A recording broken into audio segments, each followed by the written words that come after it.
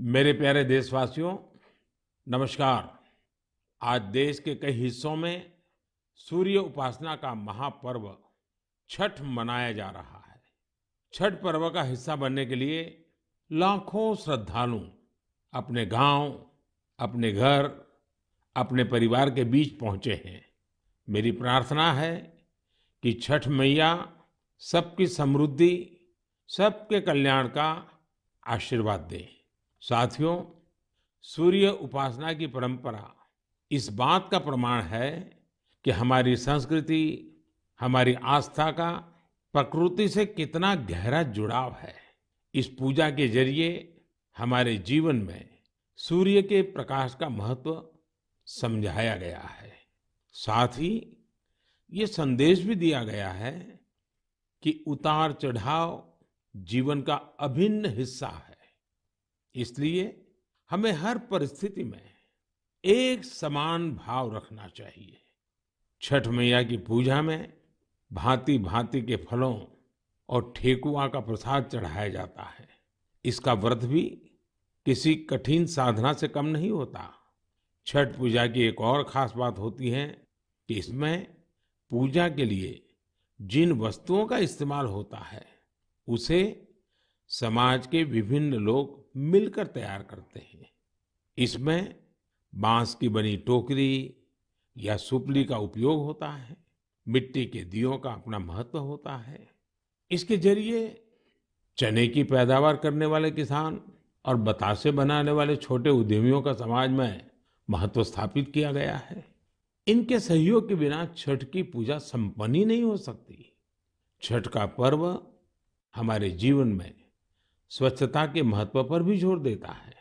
इस पर्व के आने पर सामुदायिक स्तर पर सड़क, नदी, घाट, पानी के विभिन्न स्रोत सबकी सफाई की जाती है। छठ का पर्व एक भारत श्रेष्ठ भारत का भी उदाहरण है। आज बिहार और पूर्वांचल के लोग देश के जिस भी कोने में हैं, वहां धूमधाम से छठ का आयोजन हो रहा है। दिल्ली, मुंबई समेत महाराष्ट्र के अलग अलग जिलों और गुजरात के कई हिस्सों में छठ का बड़े पैमाने पर आयोजन होने लगा है। मुझे तो याद है, पहले गुजरात में उतनी छठ पूजा नहीं होती थी, लेकिन समय के साथ आज करीब करीब पूरे गुजरात में छठ पूजा के रंग नजर आने लगे हैं। ये देखकर मुझे भी बहुत खुशी होती है। आजकल हम देखते हैं विदेशों से भी छठ पूजा की कितनी भव्य तस्वीरें आती हैं। यानी भारत की समृद्ध विरासत, हमारी आस्था दुनिया के कोने कोने में अपनी पहचान बढ़ा रही है। इस महापर्व में शामिल होने वाले हर आस्थावान को मेरी तरफ से बहुत बहुत शुभकामनाएं। मेरे प्यारे देशवासियों, अभी हमने पवित्र छठ पूजा की बात की, भगवान सूर्य की उपासना की बात की। तो क्यों न सूर्य उपासना के साथ साथ आज हम उनके वरदान की भी चर्चा करें। सूर्य देव का ये वरदान है सौर ऊर्जा, सोलर एनर्जी। आज एक ऐसा विषय है जिसमें पूरी दुनिया अपना भविष्य देख रही है। और भारत के लिए तो सूर्यदेव सदियों से उपासना ही नहीं, जीवन पद्धति के भी केंद्र में रह रहे हैं। भारत आज अपने पारंपरिक अनुभवों को आधुनिक विज्ञान से जोड़ रहा है। तभी आज हम सौर ऊर्जा से बिजली बनाने वाले सबसे बड़े देशों में शामिल हो गए हैं। सौर ऊर्जा से कैसे हमारे देश के गरीब और मध्यम वर्ग के जीवन में बदलाव आ रहा है, वो भी अध्ययन का विषय है। तमिलनाडु में कांचीपुरम में एक किसान है, थिरु के एजिलन। इन्होंने पीएम कुसुम योजना का लाभ लिया और अपने खेत में 10 हॉर्स पावर का सोलर पंप सेट लगवाया। अब उन्हें अपने खेत के लिए बिजली पर कुछ खर्च नहीं करना होता है। खेत में सिंचाई के लिए अब वो सरकार की बिजली सप्लाई पर निर्भर भी नहीं है। वैसे ही राजस्थान के भरतपुर में पीएम कुसुम योजना के एक और लाभार्थी किसान हैं कमल जी मीणा। कमल जी ने खेत में सोलर पंप लगाया जिससे उनकी लागत कम हो गई है। लागत कम हुई तो आमदनी भी बढ़ गई। कमल जी सोलार बिजली से दूसरे कई छोटे उद्योगों को भी जोड़ रहे हैं। उनके इलाके में लकड़ी का काम है, गाय के गोबर से बनने वाले उत्पाद हैं, इनमें भी सोलर बिजली का इस्तेमाल हो रहा है। वो 10-12 लोगों को रोजगार भी दे रहे हैं। यानी कुसुम योजना से कमल जी ने जो शुरुआत की, उसकी महक कितने ही लोगों तक पहुंचने लगी है। साथियों, क्या आप कभी कल्पना कर सकते हैं कि आप महीने भर बिजली का उपयोग करें और आपका बिजली बिल आने के बजाय आपको बिजली के पैसे मिले? सौर ऊर्जा ने ये भी कर दिखाया है। आपने कुछ दिन पहले देश के पहले सूर्य ग्राम गुजरात के मोढेरा की खूब चर्चा सुनी होगी। मोढेरा सूर्यग्राम के ज्यादातर घर सोलर पावर से बिजली पैदा करने लगे हैं। अब वहां के कई घरों में महीने के आखिर में बिजली का बिल नहीं आ रहा, बल्कि बिजली से कमाई का चेक आ रहा है। ये होता देख अब देश के बहुत से गांवों के लोग मुझे चिट्ठियां लिखकर कह रहे हैं कि उनके गांव को भी सूर्यग्राम में बदला जाए। यानी वो दिन दूर नहीं जब भारत में सूर्य ग्रामों का निर्माण बहुत बड़ा जन आंदोलन बनेगा। और इसकी शुरुआत मोढेरा गांव के लोग कर ही चुके हैं। आइए मन की बात के श्रोताओं को भी मोढेरा के लोगों से मिलवाते हैं। हमारे साथ इस समय फोन लाइन पर जुड़े हैं श्रीमान बिपिन भाई पटेल। बिपिन भाई नमस्ते। देखिए, अब तो मोढेरा पूरे देश के लिए एक मॉडल के रूप में चर्चा में आ गया है। लेकिन जब आपको अपने रिश्तेदार परिचित सब बातें पूछते होंगे तो आप उनको क्या बताते हैं? क्या फायदा हुआ? सर लोग हमारे को पूछते हैं तो हम कहते हैं कि हमारे जो बीज बिल आता था, लाइट बिल, वो अभी 0 आ रहा है और कभी 70 रुपये आता है। पर लेकिन हमारे पूरे गांव में जो आर्थिक परिस्थिति है वो सुधर रही है। यानी एक प्रकार से पहले जो बिजली बिल की चिंता थी वो खत्म हो गई। हाँ सर, वो तो बात सही है सर। तो अभी तो कोई टेंशन नहीं पूरे गांव में। सब लोग को लग रहा है कि सर ने जो किया तो वो तो बहुत अच्छा किया है। वो खुश है सर, आनंदित हो रहे हैं सब। अब अपने घर में ही खुद ही बिजली का कारखाना के मालिक बन गए। खुद का अपना घर के छत पे बिजली बन रही है। हाँ बात सही है सर। तो क्या ये बदलाव जो आया है उसकी गांव के लोगों पे क्या असर है? सर वो पूरे गांव के लोग वो खेती कर रहे हैं तो फिर मेरे को बिजली की जो झंझट थी तो उसमें मुक्ति हो गई है। बिजली का बिल तो भरना नहीं है, निश्चित हो गए हैं सर। मतलब बिजली का बिल भी गया और सुविधा बढ़ गई। झंझट भी गया सर। और सब जब आप यहाँ आए थे और तो 3D शो जो यहाँ उद्घाटन किया तो इसके बाद तो मोढेरा गांव में 4 चांद लग गए सर। और वो जो सेक्रेटरी आए थे सर, जी जी। तो वो गांव फेमस हो गया सर। या यूएन के सेक्रेटरी जनरल, उनकी खुद की इच्छा थी। उन्होंने मुझे बड़ा आग्रह किया कि भाई इतना बड़ा काम किया है तो मैं वहां जाके देखना चाहता हूँ। चलिए विपिन भाई, आपको और आपके गांव के सब लोगों को मेरी तरफ से बहुत बहुत शुभकामनाएं। और दुनिया आप में से प्रेरणा ले और ये सोलर एनर्जी का अभियान घर घर चले। ठीक है सर, हम लोगों को बताएंगे कि भाई सोलर लगवाओ, आपके पैसे से भी लगवाओ तो बहुत फायदा है। हाँ, लोगों को समझाइए। चलिए, बहुत बहुत शुभकामनाएं। धन्यवाद भैया। Thank you sir, thank you sir. मेरा जीवन धन्य हो गया आपसे बात करके। विपिन भाई का बहुत बहुत धन्यवाद। आइए अब मोढेरा गांव में वर्षा बहन से भी बात करेंगे। हेलो, नमस्ते सर। नमस्ते नमस्ते। वर्षा बहन कैसी हैं आप? बहुत अच्छे हैं सर, आप कैसे हैं? मैं बहुत ठीक हूँ। हम धन्य हो गए सर आपसे बात करके। अच्छा वर्षा बहन, हाँ, आप मोढेरा में, आप तो एक तो फौजी परिवार से हैं। फौजी परिवार से हूँ मैं, आर्मी एक्समैन की वाइफ बोल रही हूँ सर। तो पहले हिंदुस्तान में कहाँ कहाँ जाने का मौका मिला आपको? मुझे राजस्थान में मिला, गांधीनगर में मिला, कटरा का जो जम्मू है वहाँ पर मिला मौका साथ में रहने का। बहुत सुविधा वहाँ पर मिल रही थी सर। और ये फौज में होने के कारण आप हिंदी भी बढ़िया बोल रही हो। हाँ, सीखा है सर। मुझे बताइए, मोढेरा में जो इतना बड़ा परिवर्तन आया, ये सोलर रूफटॉप प्लांट आपने लगवा दिया, जो शुरू में लोग कह रहे होंगे तब तो आपको मन में आया होगा ये क्या मतलब है, क्या कर रहे हैं, क्या होगा, ऐसे थोड़ी बिजली आती है, सब बातें हैं कि आपके मन में आई होगी। अब क्या अनुभव आ रहा है, इसका फायदा क्या हुआ है? बहुत सर, फायदा तो फायदा ही फायदा हुआ है सर। हमारे गांव में तो रोज दिवाली मनाई जाती है आपकी वजह से। 24 घंटे हमें बिजली मिल रही है, बिल तो आता ही नहीं है बिल्कुल। हमारे घर में हमें अन्य इलेक्ट्रिक सब चीजें घर में ला रखी है सर, सब यूज कर रहे हैं हम आपकी वजह से सर। बिल आता ही नहीं है तो हम फ्री माइंड से सब यूज कर सकते हैं ना। ये बात सही है, आपने बिजली का अधिकतम उपयोग करने के लिए भी मन बना लिया है। बना लिया सर, बना लिया।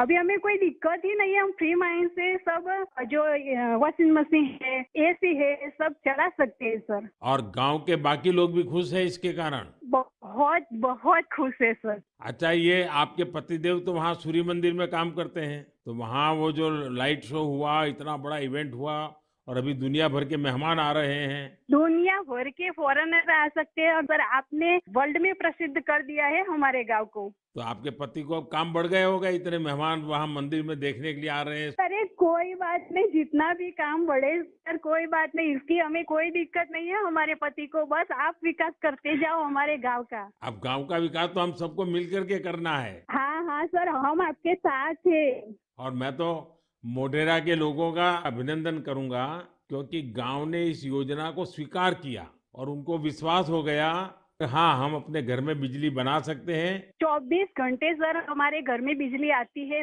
और हम बहुत खुश हैं। चलिए, मेरी आपको बहुत शुभकामनाएं हैं। जो पैसे बचे हैं इसका बच्चों के भलाई के लिए उपयोग कीजिए। उन पैसों का उपयोग अच्छा हो ताकि आपका जीवन को फायदा हो। मेरी आपको बहुत शुभकामनाएं हैं और सब मोढेरा वालों को मेरे नमस्कार। साथियों, वर्षा बहन और विपिन भाई ने जो बताया है वो पूरे देश के लिए, गांवों शहरों के लिए एक प्रेरणा है। मोढेरा का ये अनुभव पूरे देश में दोहराया जा सकता है। सूर्य की शक्ति अब पैसे भी बचाएगी और आय भी बढ़ाएगी।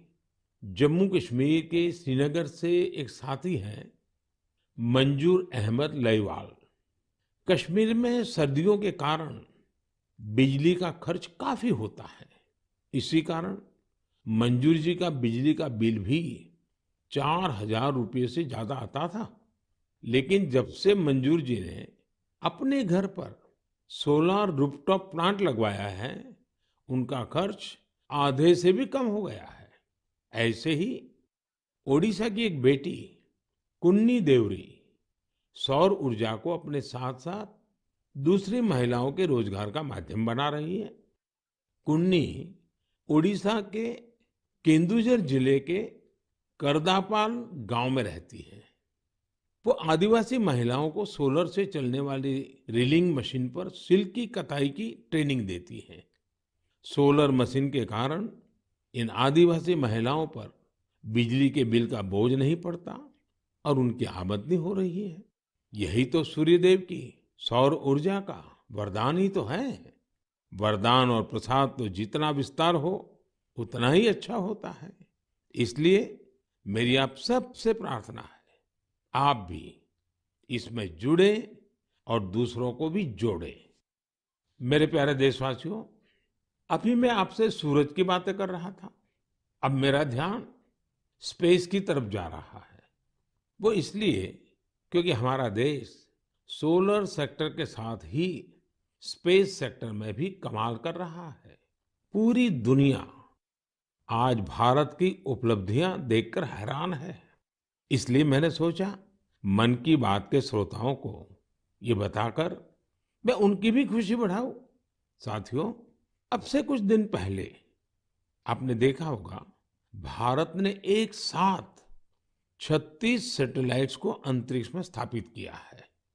दिवाली से ठीक एक दिन पहले मिली ये सफलता एक प्रकार से ये हमारे युवाओं की तरफ से देश को एक स्पेशल दिवाली गिफ्ट है। इस लॉन्चिंग से कश्मीर से कन्याकुमारी और कच्छ से कोहिमा तक पूरे देश में डिजिटल कनेक्टिविटी को और मजबूती मिलेगी। इसकी मदद से बेहद दूर दराज के इलाके भी देश के बाकी हिस्सों से और आसानी से जुड़ जाएंगे। देश जब आत्मनिर्भर होता है तो कैसे सफलता की नई ऊंचाई पर पहुंचता जाता है, ये इसका भी एक उदाहरण है। आपसे बात करते हुए मुझे वो पुराना समय भी याद आ रहा है जब भारत को क्रायोजेनिक रॉकेट टेक्नोलॉजी देने से मना कर दिया गया था। लेकिन भारत के वैज्ञानिकों ने ना सिर्फ स्वदेशी टेक्नोलॉजी विकसित की, बल्कि आज इसकी मदद से एक साथ दर्जनों सैटेलाइट्स अंतरिक्ष में भेज रहा है। इस लॉन्चिंग के साथ भारत ग्लोबल कॉमर्शियल मार्केट में एक मजबूत प्लेयर बनकर उभरा है। इससे अंतरिक्ष के क्षेत्र में भारत के लिए अवसरों के नए द्वार भी खुले हैं। साथियों, विकसित भारत का संकल्प लेकर चल रहा हमारा देश सबका प्रयास से ही अपने लक्ष्यों को प्राप्त कर सकता है। भारत में पहले स्पेस सेक्टर सरकारी व्यवस्थाओं के दायरे में ही सिमटा हुआ था। जब ये स्पेस सेक्टर भारत के युवाओं के लिए, भारत के प्राइवेट सेक्टर के लिए खोल दिया गया, तब से इसमें क्रांतिकारी परिवर्तन आने लगे हैं। भारतीय इंडस्ट्री और स्टार्टअप्स इस क्षेत्र में नए नए इनोवेशंस और नई नई टेक्नोलॉजी लाने में जुटे हैं। विशेषकर इन स्पेस के सहयोग से इस क्षेत्र में बड़ा बदलाव होने जा रहा है। इन स्पेस के जरिए गैर सरकारी कंपनियों को भी अपने पेलोड्स और सैटेलाइट लॉन्च करने की सुविधा मिल रही है।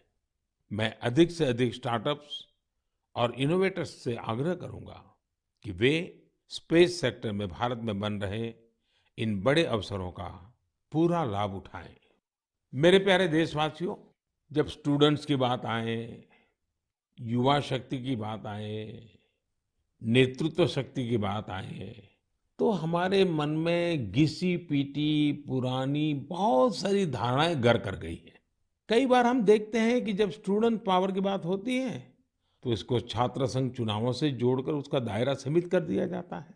लेकिन स्टूडेंट पावर का दायरा बहुत बड़ा है, बहुत विशाल है। स्टूडेंट पावर भारत को पावरफुल बनाने का आधार है।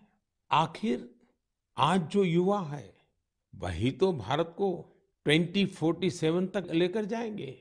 जब भारत शताब्दी मनाएगा, युवाओं की ये शक्ति, उनकी मेहनत, उनका पसीना, उनकी प्रतिभा भारत को उस ऊंचाई पर लेकर जाएगी जिसका संकल्प देश आज ले रहा है। हमारे आज के युवा जिस तरह देश के लिए काम कर रहे हैं, नेशन बिल्डिंग में जुट गए हैं, वो देखकर मैं बहुत भरोसे से भरा हुआ हूँ। जिस तरह हमारे युवा हैकेथॉन्स में प्रॉब्लम सॉल्व करते हैं, रात रात भर जागकर घंटों काम करते हैं, वो बहुत ही प्रेरणा देने वाला है। बीते वर्षों में हुए हैकाथॉन्स ने देश के लाखों युवाओं ने मिलकर बहुत सारे चैलेंजेस को निपटाया है, देश को नए सॉल्यूशन दिए हैं। साथियों, आपको याद होगा मैंने लाल किले से जय अनुसंधान का आह्वान किया था। मैंने इस दशक को भारत का टेकेड बनाने की बात भी कही थी। मुझे ये देखकर बहुत अच्छा लगा, इसकी कमान हमारी आईआईटीज के स्टूडेंट्स ने भी संभाल ली है। इसी महीने 14-15 अक्टूबर को सभी 23 आईआईटीज अपने इनोवेशंस और रिसर्च प्रोजेक्ट को प्रदर्शित करने के लिए पहली बार एक मंच पर आए। इस मेले में देश भर से चुनकर आए स्टूडेंट्स और रिसर्चर्स, उन्होंने 75 से अधिक बेहतरीन प्रोजेक्ट्स को प्रदर्शित किया। Health care, agriculture, robotics, semiconductors, 5G communications, ऐसी ढेर सारी थीम्स पर ये प्रोजेक्ट बनाए गए थे। वैसे तो ये सारे ही प्रोजेक्ट एक से बढ़कर एक थे, लेकिन मैं कुछ प्रोजेक्ट्स के बारे में आपका ध्यान आकर्षित करना चाहता हूँ। जैसे आईआईटी भुवनेश्वर की एक टीम ने नवजात शिशुओं के लिए पोर्टेबल वेंटिलेटर विकसित किया है। ये बैटरी से चलता है और इसका उपयोग दूर दराज के क्षेत्रों में आसानी से किया जा सकता है। ये उन बच्चों का जीवन बचाने में बहुत मददगार साबित हो सकता है जिनका जन्म तय समय से पहले हो जाता है। इलेक्ट्रिक मोबिलिटी हो, ड्रोन टेक्नोलॉजी हो, 5G हो, हमारे बहुत सारे छात्र इनसे जुड़ी नई टेक्नोलॉजी विकसित करने में जुटे हैं। कई सारी आईआईटीज मिलकर एक बहुभाषक प्रोजेक्ट पर भी काम कर रही है, जो स्थानीय भाषाओं को सीखने के तरीके को आसान बनाता है। ये प्रोजेक्ट नई राष्ट्रीय शिक्षा नीति को, उन लक्ष्यों को प्राप्ति में भी बहुत मदद करेगा। आपको ये जानकर भी अच्छा लगेगा कि आईआईटी मद्रास और आईआईटी कानपुर ने भारत के स्वदेशी 5G टेस्ट बेड को तैयार करने में अग्रणी भूमिका निभाई है। निश्चित रूप से यह एक शानदार शुरुआत है। मुझे आशा है कि आने वाले समय में इस तरह के कई और प्रयास देखने को मिलेंगे। मुझे यह भी उम्मीद है कि आईआईटी से प्रेरणा लेकर दूसरे इंस्टीट्यूशंस भी अनुसंधान एवं विकास से जुड़ी अपनी एक्टिविटीज में तेजी लाएंगे। मेरे प्यारे देशवासियों, पर्यावरण के प्रति संवेदनशीलता हमारे समाज के कण कण में समाहित है और इसे हम अपने चारों ओर महसूस कर सकते हैं। देश में ऐसे लोगों की कमी नहीं जो पर्यावरण की रक्षा के लिए अपना जीवन खपा देते हैं। कर्नाटका के बेंगलुरु में रहने वाले सुरेश कुमार जी से भी हम बहुत कुछ सीख सकते हैं। उनमें प्रकृति और पर्यावरण की रक्षा के लिए गजब का जुनून है। 20 साल पहले उन्होंने शहर के सहकार नगर के एक जंगल को फिर से हरा भरा करने का बीड़ा उठाया था। ये काम मुश्किलों से भरा था, लेकिन 20 साल पहले लगाए गए वो पौधे आज 40-40 फीट ऊंचे विशालकाय पेड़ बन चुके हैं। अब इनकी सुंदरता हर किसी का मन मोह लेती है। इससे वहां रहने वाले लोगों को भी बड़े गर्व की अनुभूति होती है। सुरेश कुमार जी और एक अद्भुत काम भी करते हैं। उन्होंने कन्नड़ा भाषा और संस्कृति को बढ़ावा देने के लिए सहकार नगर में एक बस शेल्टर भी बनाया है। वो सैकड़ों लोगों को कन्नड़ा में लिखी ब्रास प्लेट्स भी भेंट कर चुके हैं। इकोलॉजी और कल्चर दोनों साथ साथ आगे बढ़े और फले फूले। सोचिए, ये कितनी बड़ी बात है। साथियों, आज इको फ्रेंडली लिविंग और इको फ्रेंडली प्रोडक्ट्स को लेकर लोगों में पहले से कहीं अधिक जागरूकता दिख रही है। मुझे तमिलनाडु के एक ऐसे ही दिलचस्प प्रयास के बारे में भी जानने का मौका मिला। ये शानदार प्रयास कोयम्बटूर के अनाईकट्टी में आदिवासी महिलाओं की एक टीम का है। इन महिलाओं ने निर्यात के लिए 10,000 eco friendly terracotta tea cup का निर्माण किया।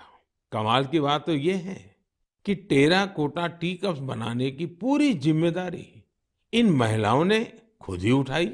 क्ले मिक्सिंग से लेकर फाइनल पैकेजिंग तक सारे काम स्वयं किए।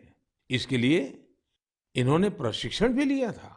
इस अद्भुत प्रयास की जितनी भी प्रशंसा की जाए कम है। साथियों, त्रिपुरा के कुछ गांवों ने भी बड़ी अच्छी सीख दी है। आप लोगों ने बायो विलेज तो जरूर सुना होगा, लेकिन त्रिपुरा के कुछ गांव बायो विलेज 2 की सीढ़ी चढ़ गए हैं। बायो विलेज 2 में इस बात पर जोर होता है कि प्राकृतिक आपदाओं से होने वाले नुकसान को कैसे कम से कम किया जाए। इसमें विभिन्न उपायों से लोगों के जीवन स्तर को बेहतर बनाने पर पूरा ध्यान दिया जाता है। Solar energy, biogas, beekeeping और बायो फर्टिलाइजर, इन सब पर पूरा फोकस रहता है। कुल मिलाकर अगर देखें तो जलवायु परिवर्तन के खिलाफ अभियान को बायो विलेज 2 बहुत मजबूती देने वाला है। मैं देश के अलग अलग हिस्सों में पर्यावरण संरक्षण को लेकर बढ़ रहे उत्साह को देखकर बहुत ही खुश हूं। कुछ दिन पहले ही भारत में पर्यावरण की रक्षा के लिए समर्पित मिशन लाइफ को भी लॉन्च किया गया है।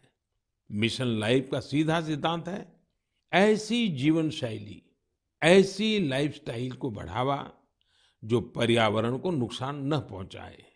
मेरा आग्रह है कि आप भी मिशन लाइफ को जानिए, उसे अपनाने का प्रयास कीजिए। साथियों, कल 31 अक्टूबर को राष्ट्रीय एकता दिवस है। सरदार वल्लभ भाई पटेल जी की जन्म जयंती का पुण्य अवसर है। इस दिन देश के कोने कोने में रन फॉर यूनिटी का आयोजन किया जाता है। ये दौड़ देश में एकता के सूत्र को मजबूत करती है, हमारे युवाओं को प्रेरित करती है। अब से कुछ दिन पहले ऐसी ही भावना हमारे राष्ट्रीय खेलों के दौरान भी देखी है।